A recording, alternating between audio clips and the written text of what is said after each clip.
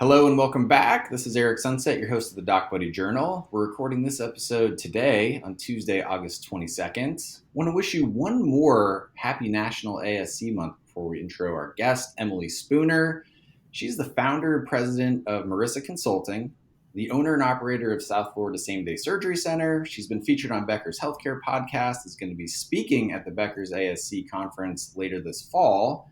She's also the creator and the star of Emily and SoFlo, which is a great YouTube series. So the bottom line is Emily knows ASCs. Emily, thanks for joining us today. Thank you so much, Eric. I really appreciate it, and I love this opportunity. Oh, it's our pleasure to have you, and we're really excited to get some of your expertise on ASCs, the technology that they're using, or maybe should be using. And I think we can just jump right in here. Sort of a standard prompt when you look at the healthcare technology landscape is that ASCs have sort of lagged in their utilization of good technologies, the right technologies, and sometimes really any technology at all. But that's changing really quickly. ASCs are seeing the need to go digital here in 2023. Why do you think that they have lagged historically in adopting tech? And why do you think that's changing now? Well, I think back to when EMRs first came about, and I am proud to say that I was in that generation of when EMR changed the world of healthcare from paper charts to EMR. I think that the reimbursements and things that didn't affect an ambulatory surgery center really made all of those previous owners and corporate just say, well, we're not going to do it. It's not going to affect us. It doesn't matter. And in the clinic side, they came out with like 100,000 different types of EMRs. And based on your specialty, urology, OBGYN, there were so many. And none of those really were compatible with an ambulatory surgery center. So, because they were so specific to the clinic specialty. And so I think that there have been some opportunities in the ASC space, but now with the development of more technology and automation and AI, there's just so many more opportunities. And I think that now the surgeons are like, you know what? It's time. And they are a lot more content with having more technology in an ambulatory surgery center because now they're doing it at the hospital.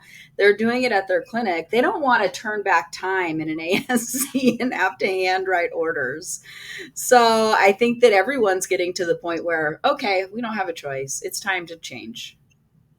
Yeah, I think you make a lot of great points there. And you bring to mind an interesting split that if you look at the best in class reports, it's classresearch.com, class with a K, ksresearch.com. When you look at their best in class ratings for the ambulatory, so the clinic EHRs, your best in class winner is getting by essentially with a B minus. And we know that the clinic EHR is the source of a lot of gnashing of teeth and heartburn for the providers that are using them in the clinic. So then when they are doing procedures at the ASC and there's an EHR in place, what's your take on the sentiment there? Is there a big difference between clinic-based softwares and ASC-based softwares, or what do you see? You're on the front line.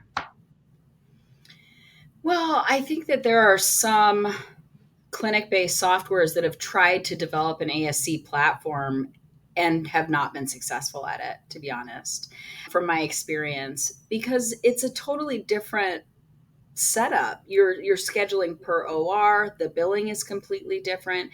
If you want something that's an all-inclusive product, you're not going to find that out there right now in an ASC space that has all of the things that are actually necessary, including your materials management, your inventory, preference cards. Those are completely different from any kind of clinic setup.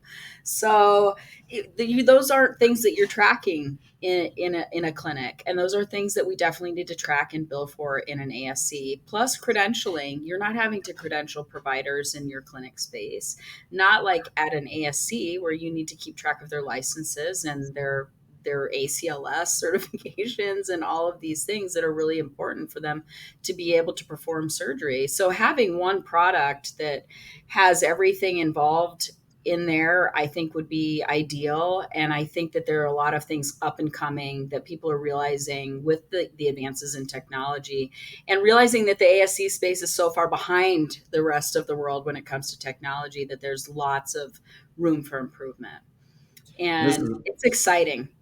It is very exciting. I mean, software has eaten the rest of the world. I mean, think about how you used to order a taxi and now it's an app on your phone. People do not necessarily like the old way, but because it's worked for so long, there hasn't been a whole lot of reason to change. At least that's what we see here at DocBuddy. Definitely. One of the things that I want to pick on just a little bit is around supply chain management, because that's obviously a hot button issue for ASCs. Because you own and operate South Florida Same Day Surgery Center, I imagine you're feeling a lot of this crunch that you're seeing in the news of just being able to get what you need to do procedures. Have you seen that gotten any better or any worse over the last 6, 12, 18 months? What are you seeing? With the supply chain, it's probably been 5 years going downhill. But with COVID, definitely hit rock bottom, I feel like. And there have been some improvements, definitely with certain supplies. And there have been lots of improvements with technology to be able to find these different supplies. But I think it's still trending towards the cost is rising of supply. Reimbursement obviously staying the same or lowing, going lower. And so being able to diversify what you have when it comes to distributors and going sometimes local, there's some local pharmacies, things like that you're able to get medications from that you aren't from these large distributors even. So really diversifying what companies that you're using in your ASC, and it's hard because you are constantly having to keep those vendors honest also and negotiate. And I think that everybody thinks that everybody at an ASC makes a bazillion dollars. But when you think about the cost of supply, the rise of supply chain, and the fact that the reimbursements are staying the same, it's a struggle to stay private and independent. Yeah, and you're seeing that more and more in the news. Becker's, who we referenced earlier, has put out a couple of pieces lately on the top 5 challenges facing down ASCs, and that's ownership versus employment model. That's a pendulum that seems to go on a 10-year cycle, at least on the clinic Absolutely. side of things. And it looks like we're starting to see more of a swing on the ASC side. Is that your experience? Yeah, definitely. I feel like everybody is once again moving away from independence and really depending on that corporate model and that employment model. And it saddens me, to be honest. But I've been doing this is my 21st year, and it's a roller coaster, and it comes back up and goes back down on a regular basis. Yeah, and it's kind of interesting. This is a little bit of a tangent to go down, but when you look at the burnout factors that are reported by physicians, not just surgeons, but physicians at large, some of it's using poor technology or no technology. That takes away their time, so they're spending a lot of extra time charting and documenting after hours and through the weekends. But then when you get past that technology layer of burnout, it's a lack of control. It's a lack of autonomy. So I find it really interesting that we're seeing the pendulum go back to employment where you're most likely giving up some of your own control over your own day. And this just is a cataclysm waiting to happen, a shortage of physicians, but you're seeing the things that they say they don't like lack of autonomy, but you're seeing them migrate to a model where you're giving up even more autonomy than you already had. So, can you rectify that? Is there an explanation? I think the economy has scared people.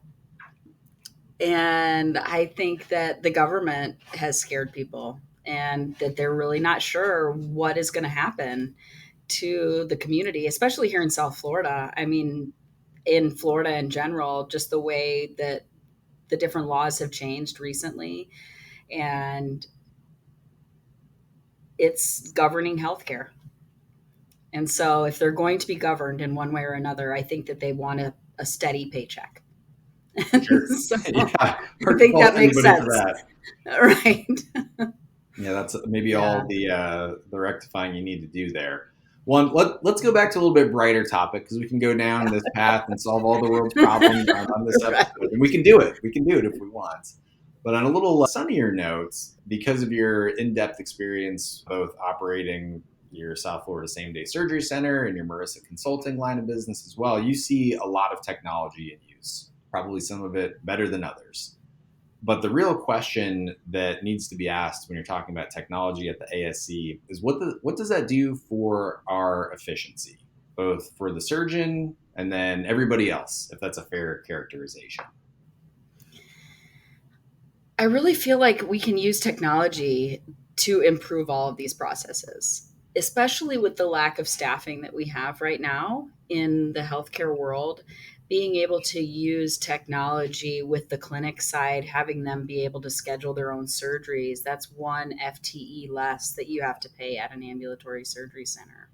The billing technology that's out there, not being able to have to pay billers if you have a lot of automation when these same codes are denied the same time every single time.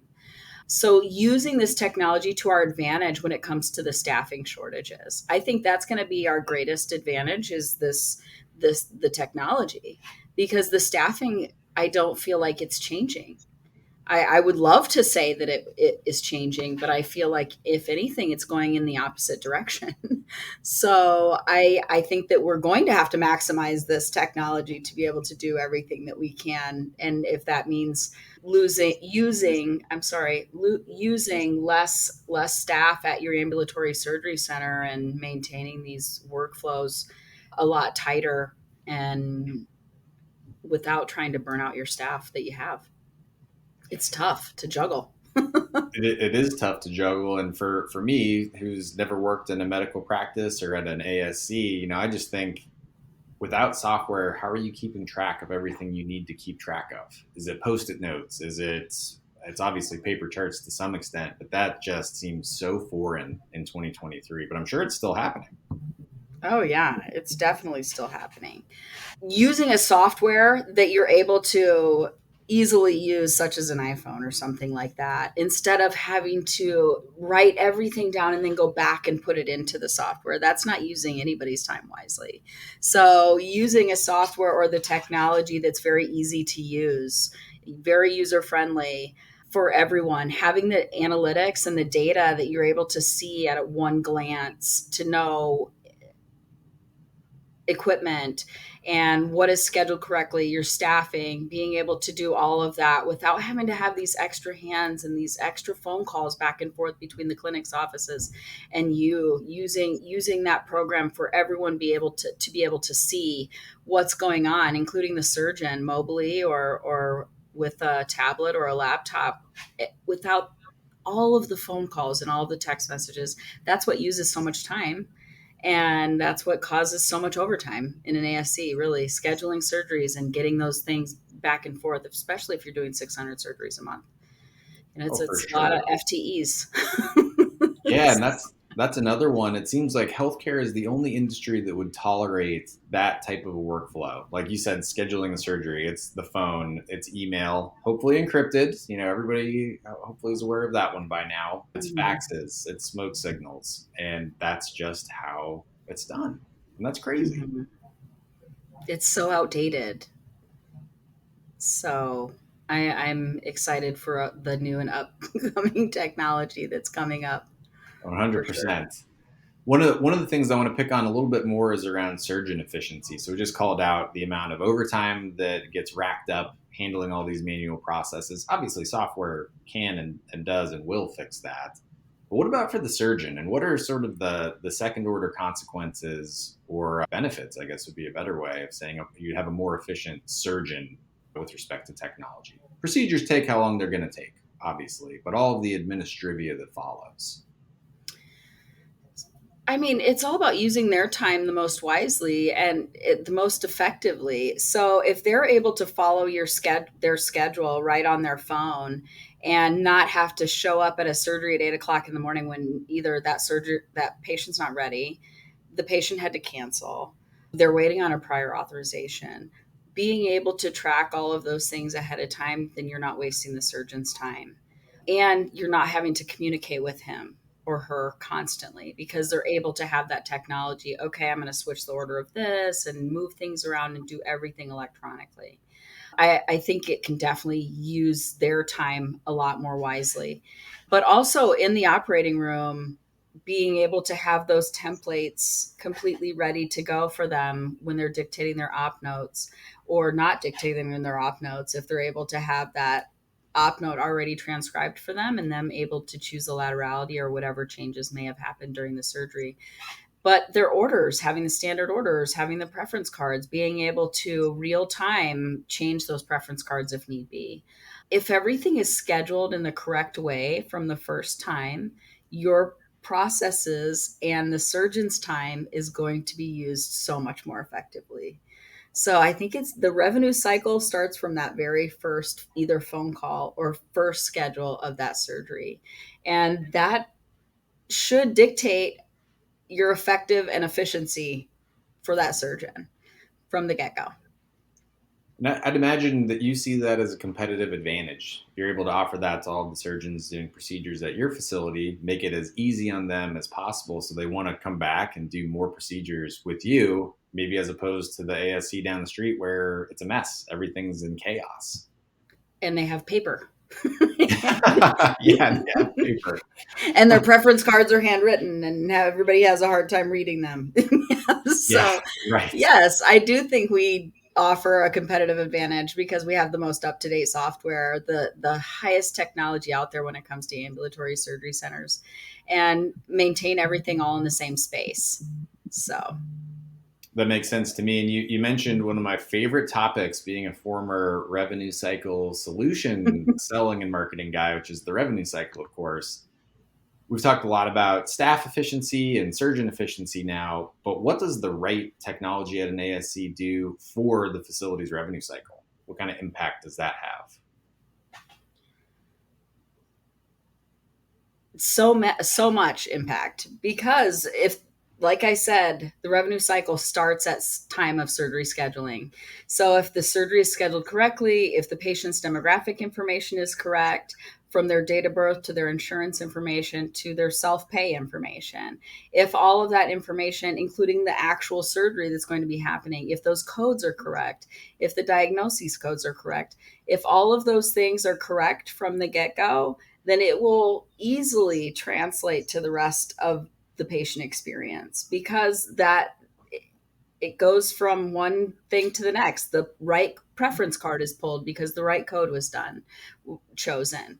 The right supplies that are there, the right equipment is there, and putting that back onto the surgeon's office is really important to me, because I feel like they need to take responsibility to schedule the surgeries correctly from the beginning so we can bill them correctly at the end and collect the correct amounts. If that's done correctly from the get-go and the surgery doesn't have too many complications that you're having to change too much, then the revenue cycle flow for that patient should be fairly easy. You don't have to do a ton of new billing and coding at the end of it.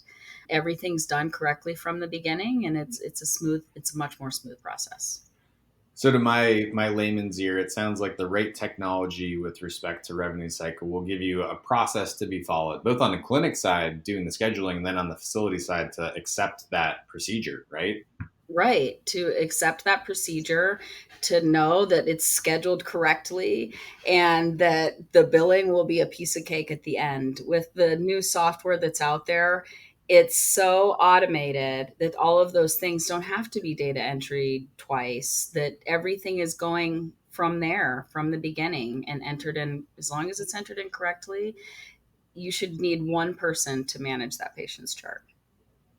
Love the sound of that. And you speak to the difficulties making any type of a hire, let alone a great hire, which is obviously what everybody wants. But if you have the right technology to sort of maximize everybody's utility using it, all the better. And that's how it Definitely. should have been to start with, if you ask me. You didn't, but if you did, that's what I hope you said. Yeah. So let's open up Pandora's box here. Let's see what comes to mind with this one. What do you think the most important thing an ASC could or should be doing now through the end of the year, and even looking ahead to 2024? Well, I think I kind of touched on this. Like I said, the two top trends that I would say right now are the changes in technology and the supply chain prices that continue to rise, and the fact that yes, a lot of the supplies that we were missing during COVID are now available, but there's still some that we cannot, that maybe were available during COVID, but now are not available. So I think that those things are going to continue to happen, and we need to do what we can to be able to fix that problem before it happens. So with the supply chain, as admins, make sure you're diversifying all of your suppliers, your distributors, even when it comes to the big companies, and keeping those vendors honest and continuing to negotiate with them. And there are some products out there that are helpful and useful when it comes to implants and negotiating prices, but constantly negotiating, because if you are just staying in the same place, you're going to continue to pay the same prices when there are much more competitive, better pricing out there if you ask. And the technology, watching all of the technology that's being developed right now and wanting to take part in that, being able to contribute to that, the welfare and the betterment of ambulatory surgery centers, and join into this technology rush when it comes into the ASCs. Having gone to these conferences this last year, I went to 3 different conferences this last year, and the technology that's out there blows me away even. So there's so much opportunity there. And speaking to those vendors, really making an effort to learn about the technology is really important. Let's not just stay where we're at. Let's continue to improve what we're doing. Let's try and stay independent. That, I mean, I'm going to talk about that all day long, because I think that there's a way. There are different ways that you can beat the corporate employment model. And but I feel like it's harder. I feel like it's harder, but it can be done. And that's what I would just encourage everyone to do, is talk to those vendors. It can make a huge difference that you don't even know what's out there.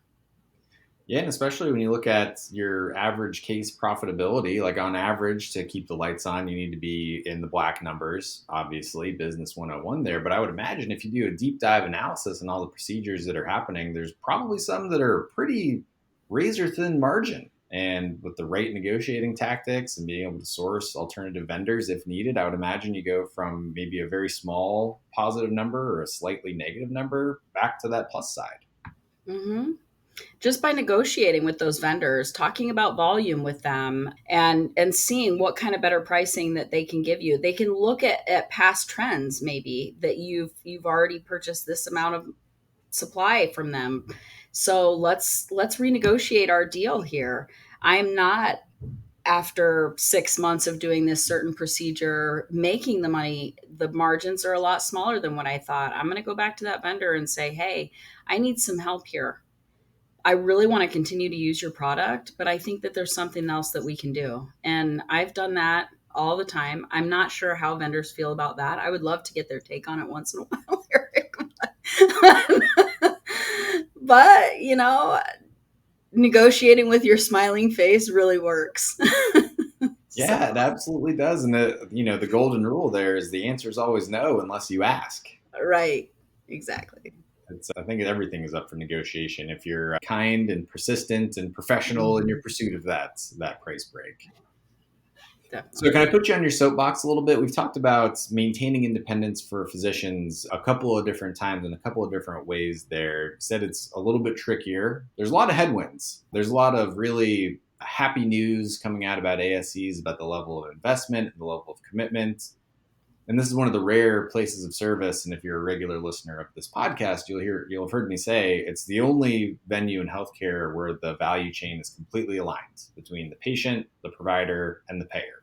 It really doesn't happen outside of the ASC. So, in my own opinion, this isn't necessarily a doc buddy opinion, but my own opinion is that more independent physicians is good for me as a healthcare consumer. It's good for my family. It's good for my friends. It's good, really, to the overall system of healthcare in the US, on which we spend 18% of our GDP every year, which is one whole other topic. So, this is a really long, Mhm. rambling lead in to what would you do with your magic wand, Emily, to ensure that more physicians are able to remain independent? I think doing your research. I think there's so many opportunities out there for physicians, surgeons to be able to take part in an ambulatory surgery center without a huge buy-in. I think there are so many opportunities to be able to sit on boards and to make those ambulatory surgery centers better. I think they have so much more opportunity to actually treat the patient how they think that the patient needs to be treated. The autonomy that is there as an independent provider, you're not dictated to by necessarily insurance companies or by your employer on how many patients you need to see, how many surgeries you need to see, how many surgeries, certain types of surgeries you need to perform.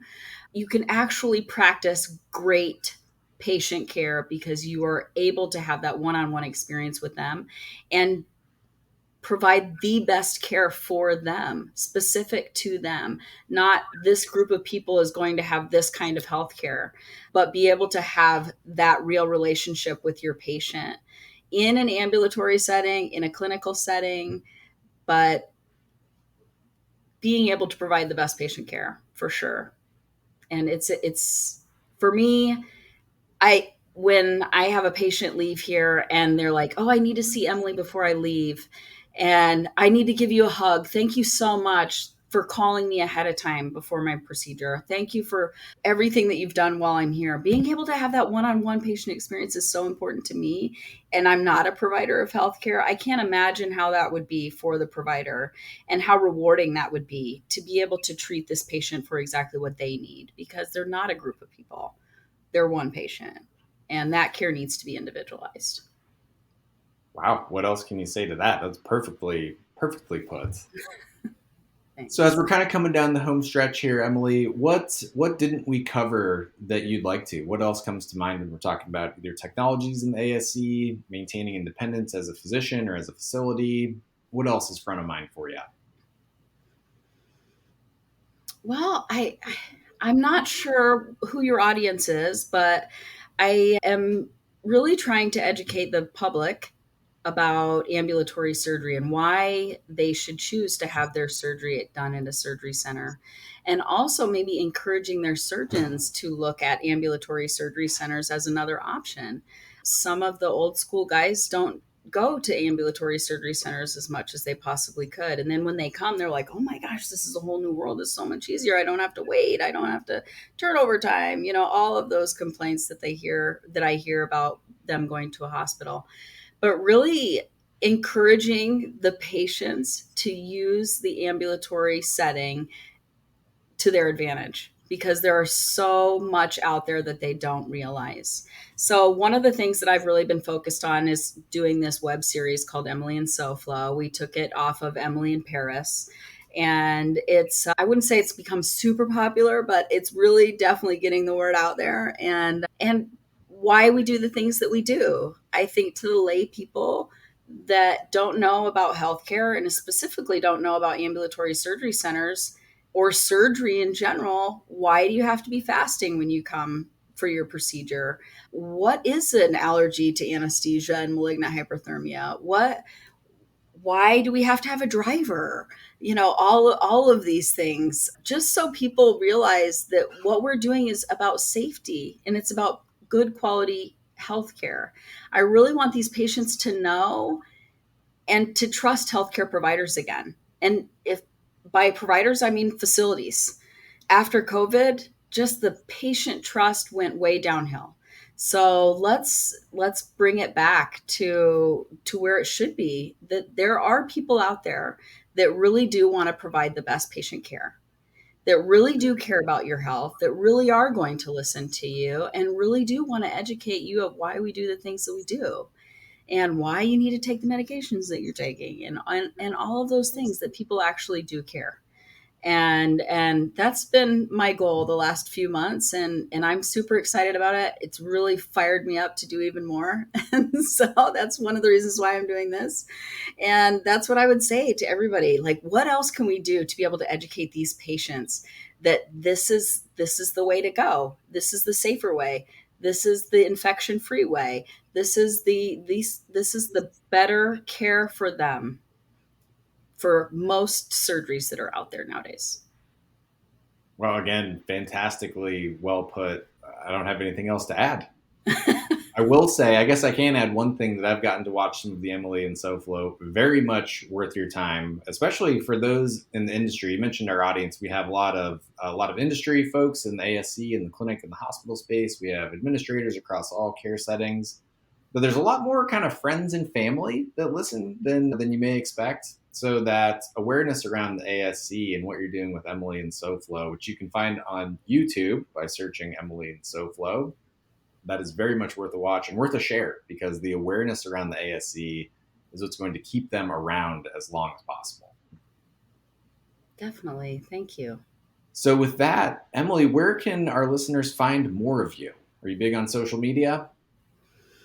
Yeah, we do have a quite a big social media presence. SoFlo Same Day is our tag on just about everything for my surgery center specifically. I have Instagram, Emily and SoFlo Instagram, where you can also see our posts. We have TikTok. We have everything under SoFlo Same Day and YouTube. So it's been a fun ride with the social media. It's definitely was so out of my comfort zone when I first started, and I was like, "Oh my gosh, I look like such a nerd," but but it's become a lot more fun for me. So Yeah, the thing with that is nobody likes to hear themselves speak, and it might be even worse to see and hear yourself speak. I'm not totally over that after however many podcasts and videos and whatever else. yeah. So, if you want to hear more from Emily live and in person, you'll be able to see her at the Becker's ASC conference, which is the beginning of October. We'll point you to beckershealthcare.com for more information about that. And as always, thank you for listening to the DocBuddy Journal. To learn more about DocBuddy or our solutions, visit docbuddy.com. Be sure you're subscribed on Apple Podcasts or Spotify. And until next time, this is your host, Eric. Talk to you soon.